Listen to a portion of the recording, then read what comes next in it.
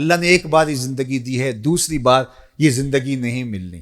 یہ تجربات کی بھیٹ نہ چڑھائیں اور اپنی تمناؤں کی بھیٹ چڑھا کے زندگی کی قیمتی گھڑیوں کو برباد نہ کر دیں۔ اس زندگی کو خوبصورتی سے گزارنے والے کے بتائے ہوئے اسلوب کے مطابق گزاریں، جن کے اسلوب زندگی کو اسوہ حسنہ قرار دیا ہے۔ تو یہ 5 چیزیں اپنی زندگی میں اتار لیجئے۔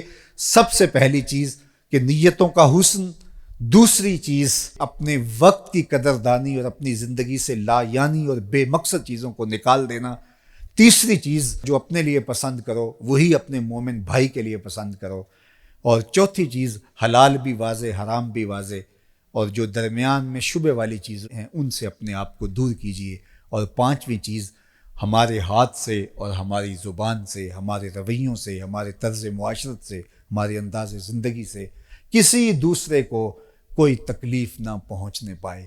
یہ رویے اگر ہم اختیار کر لیتے ہیں تو ایک پاکیزہ، خوبصورت، خوشگوار زندگی کا تصور ابھرے گا، اور جینے کا میں نے کہا مزہ ہی نہیں، نشہ آنا شروع ہو جائے گا۔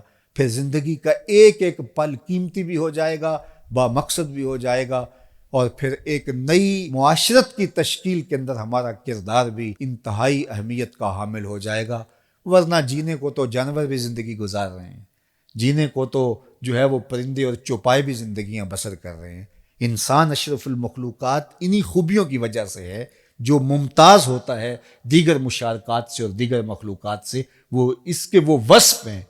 ورنہ تو یہ گوشت پوست اور باقی اعضائے بدنیاں جو انسان کے ساتھ جڑے ہوئے ہیں یہ باقی جانوروں کے ساتھ بھی جڑے ہوئے ہیں، بلکہ بہت ساری چیزیں ان کو ہم سے زیادہ دی گئی ہیں۔ کسی کی نظر میں جو تیزی ہے وہ ہم سے زیادہ ہے۔ یہ کرگس کتنی دور تک دیکھ لیتے، ہم اتنی دور تک نہیں دیکھ پاتے۔ شیر کے پنجوں میں جو زور رکھا گیا وہ ہمارے پنجوں میں نہیں رکھا گیا۔ پرندے اڑ بھی لیتے ہیں، ہم اڑ نہیں سکتے ہیں۔ مچھلیاں جس طرح سے تیر لیتی ہیں ہم اس طرح سے تیر نہیں پاتے ہیں۔ اس طرح مختلف جانوروں کو امام سلفی نے طیوریات کے اوپر جو لکھا اس میں جانوروں کے مختلف وصف لکھے، تو بہت ساری چیزیں ہیں۔ کسی میں قوت شامہ اتنی ہے، سونگنے قوت اتنی ہے، یہ چیل کہاں سے سونگ کر کے آ جاتی ہے، اتنی قوت شامہ ہمارے پاس نہیں ہے۔ اسی طرح کوئل جس طرح سے بولتی ہے، جو اس کو جو ہے وہ سر دی گئی ہے وہ ہمیں نہیں دی گئی ہے۔ مور کو جو رنگ دیے گئے ہیں وہ رنگ ہمارے پاس نہیں ہے۔ لیکن احسن تقویم ہم کیوں قرار پاتے ہیں؟ احسن تقویم ہم اس لیے قرار پاتے ہیں کہ وہ اوصاف حمیدہ جو انسان کو دیے گئے وہ کسی اور کا مقصود نہیں ہے، اور اگر وہ اوصاف اس میں نہیں پیدا ہو پاتے تو پھر قرآن نے دوسری بات کہی، اولئک کالانعام بل ہم اضل، یہ چوپائے ہیں بلکہ چوپایوں سے بھی بدتر ہیں۔ تو پھر یہ گوشت پوست کا انسان جو ہے یہ چوپایوں سے بھی بدتر ہو جاتا ہے، یہ گدھے گھوڑے اور بیل سے بھی بدتر ہو جاتا ہے۔ لیکن اگر یہ ان اوصاف حمیدہ کو اپنی روح میں راسخ کر لیتا ہے اور اپنے مزاج کا حصہ بنا لیتا ہے تو یہ فرشتوں سے بھی اعلیٰ قرار پاتا ہے۔